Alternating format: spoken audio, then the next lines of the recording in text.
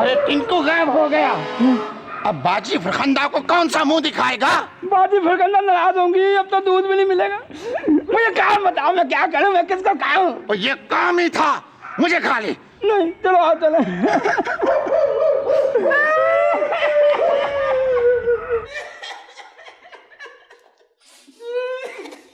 बाजी फरखंदा, क्या है? हमें जूते मारे, हम नाकाम हो चुके हैं। टिंकू हमारी आंखों के सामने देखते देखते ही गायब हो गया। अरे नालायको, तुम्हें इसलिए भेजा था।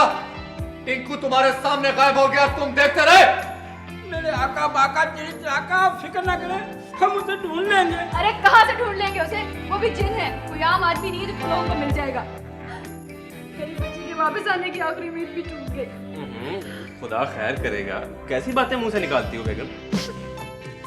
मेरी ताकत मेरे पास होती तो मैं उस सामरी के महल को जाके तहस नहस कर देता।